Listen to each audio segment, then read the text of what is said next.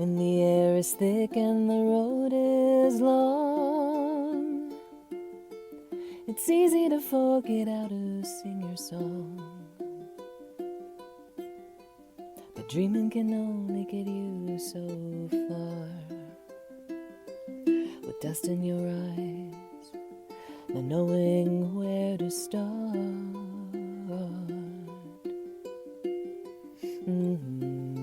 Welcome to Beyond the Template, the more than just talk podcast, created by me, Caroline Amelie, a writer, artist, counselor, and learning designer.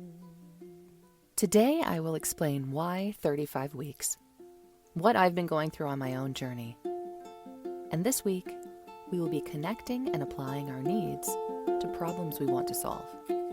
I'll also tell you who inspired me the most this week, and then, you guessed it, I'll give you some homework to do.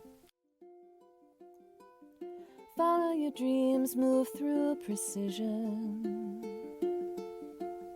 Use that song in your heart for each intention. Follow your dreams, thoughts true, attempted. Your creation exists just beyond the template.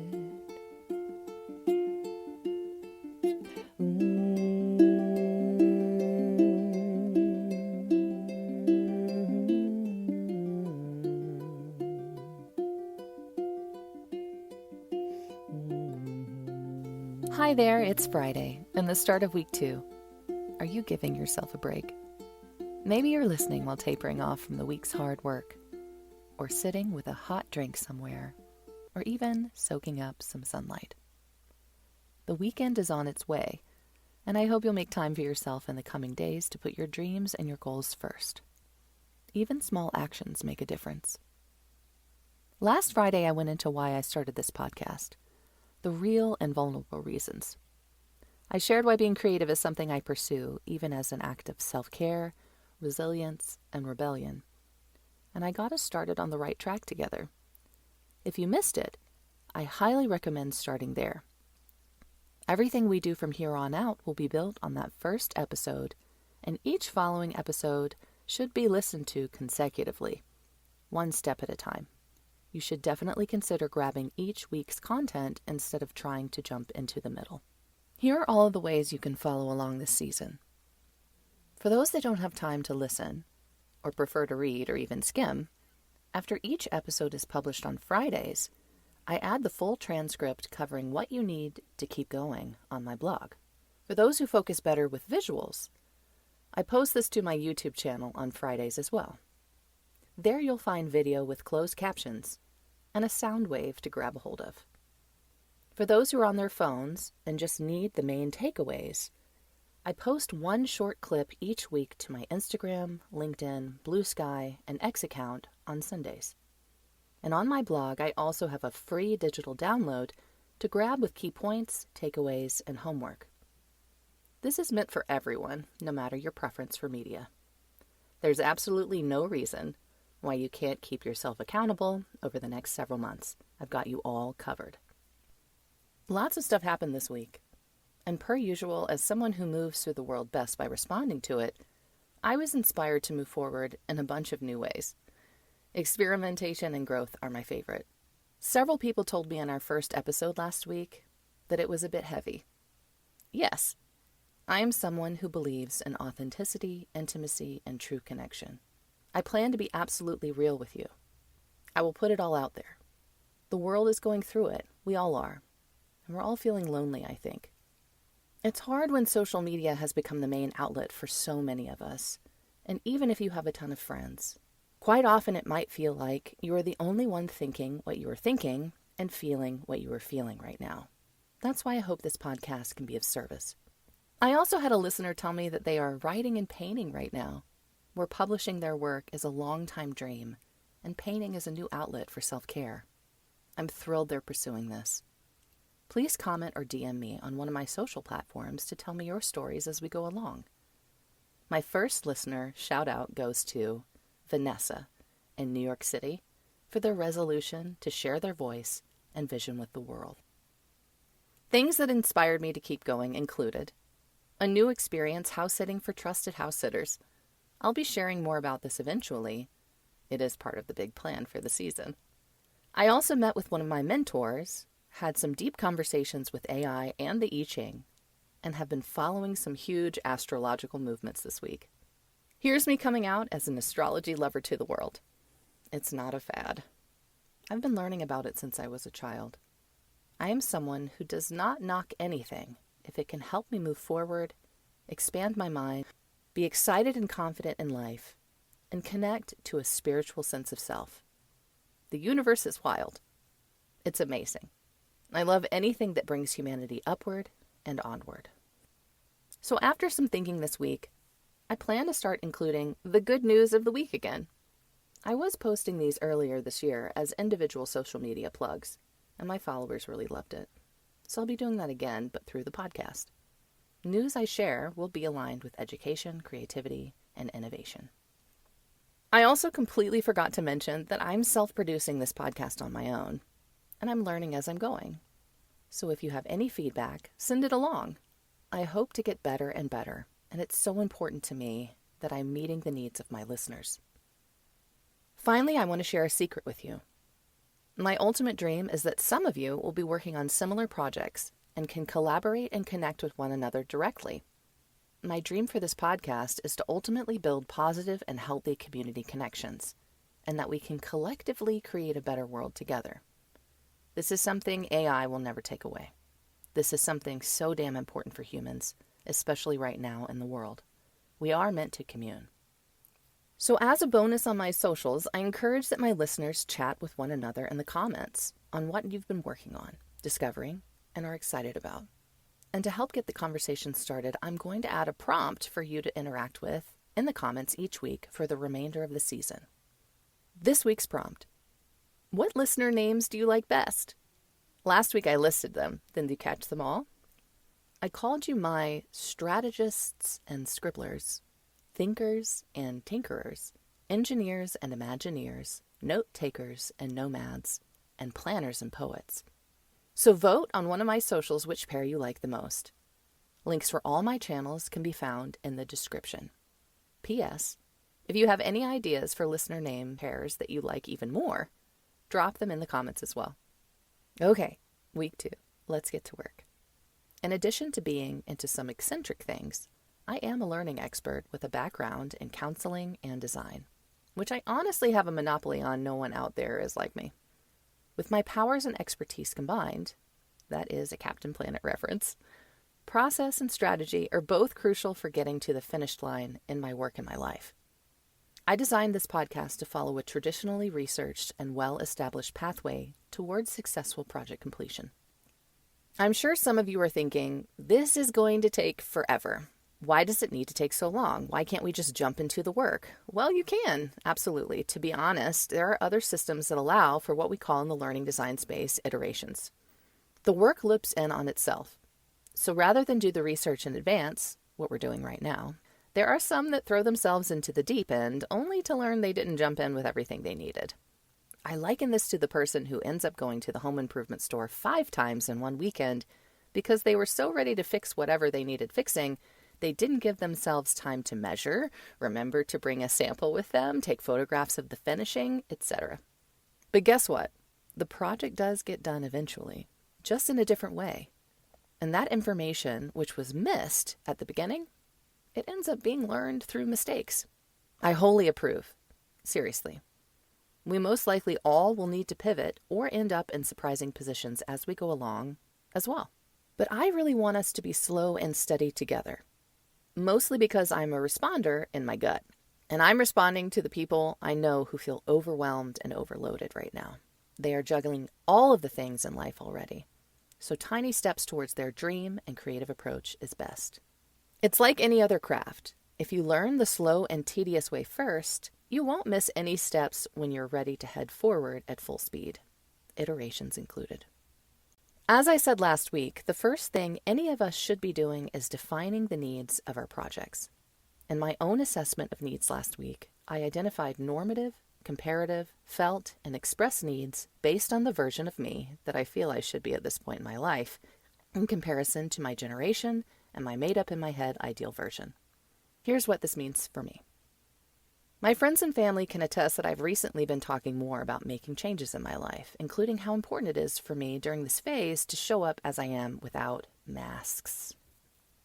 I need to be so fully myself in a public way that I attract the most aligned to me.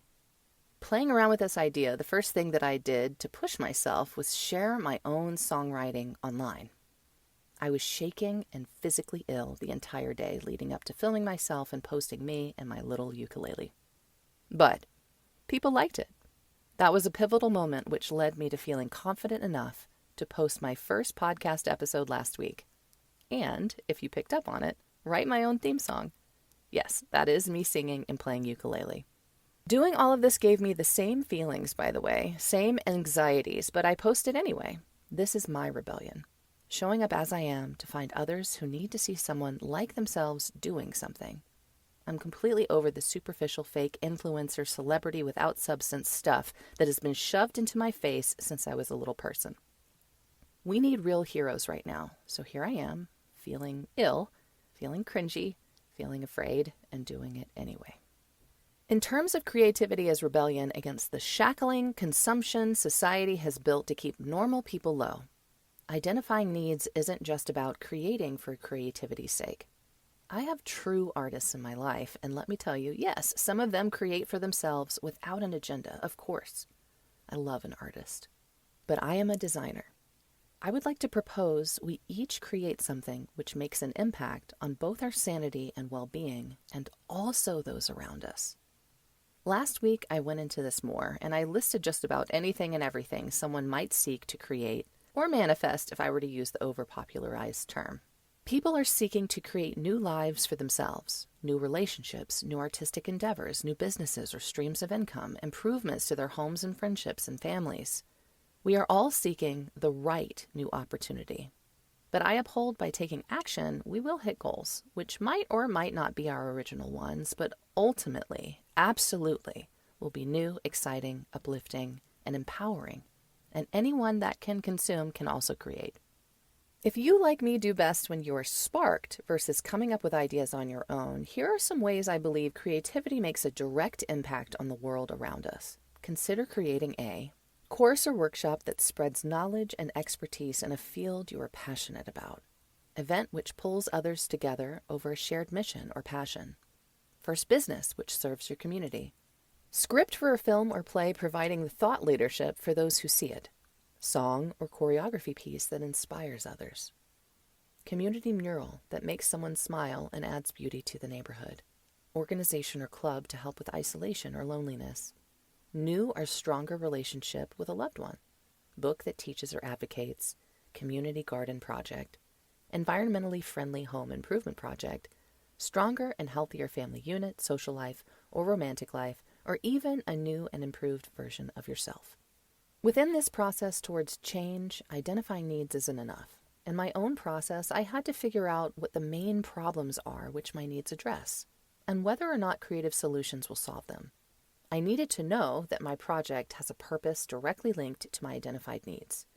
Next week, I will share with you what I learned. The reflection questions I answered are the same ones you'll get at the end. Many people who have invented something amazing took their time getting there using both slow and steady as well as trial and error approaches. I fully expect that my plans this season will not pan out perfectly. I expect to be confused, change my mind, feel disappointed and frustrated, slather myself in imposter syndrome, and even want to give up. But what I have learned, if anything, from listening to creatives, even the millionaires, is that failures only happen if you stop trying.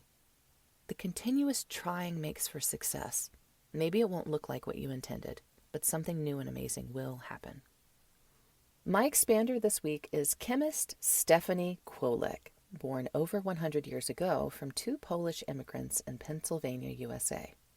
Her mother was a homemaker who instilled a love of fabrics and sewing in her, paving the way for her most outstanding career achievement. Kwolek was also influenced by her father, who called himself a naturalist, someone whose love of nature ran so deep it was neither work nor hobby. Sadly, he passed away when she was only 10 years old, but the hours and hours they spent together discovering the world around them in nature stuck with her, and into the sciences she dove, quickly advancing from grade school on. Kwolek got her chemistry career started during the post-World War II years in medical school, where she worked in a lab on creating synthetic fibers for DuPont, the same company which introduced nylon prior to the start of the war. Because of that success, and because of seeing a growing need during and after the war years, DuPont narrowed its focus on the ever-expanding field. Kwolek was soon swept into the fold and remained at DuPont for decades to come.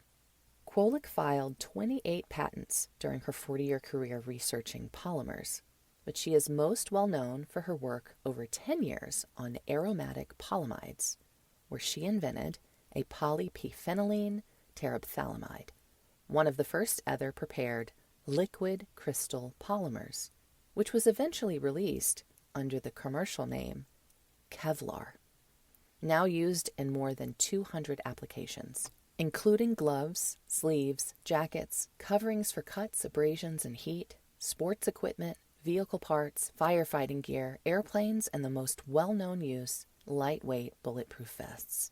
Kwolek used her own experiences and passions eventually for advocating to increase women's interest and participation in STEM fields.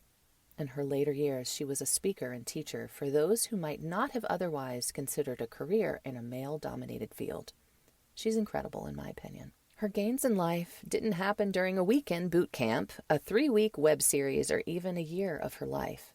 She built a legacy of work over decades of passionate pursuit. So with this in mind, what do you think? Do you think this was time well spent? Do you think her career would have turned out differently had she been impatient? How might the world be different today without Kevlar? Can you see yourself building something amazing by taking the time and consistent effort to do so? For more on Kwolek, check out the links in this episode's description. All right, now let's turn it back to you. Here are the 4 questions that guided me this week, so grab your notebook and see how they land for you. Also, please remember that these, along with this episode's key concepts and takeaways, can be found in my blog for you as a free digital download. This, along with the full transcript, links can be found in the podcast description. Okay, reflection question number 1. Based on your identified needs, what are the main problems which you clearly see need to be solved? Number 2, in terms of your desired creative project, endeavor, approach, and solution, will exploring this avenue assist you in your journey towards solving these problems? Number 3, what do you think is the purpose of your creation? And number 4, do you think this new creation will solve your present needs or the needs of others? I asked myself these same questions, and it was pretty affirming.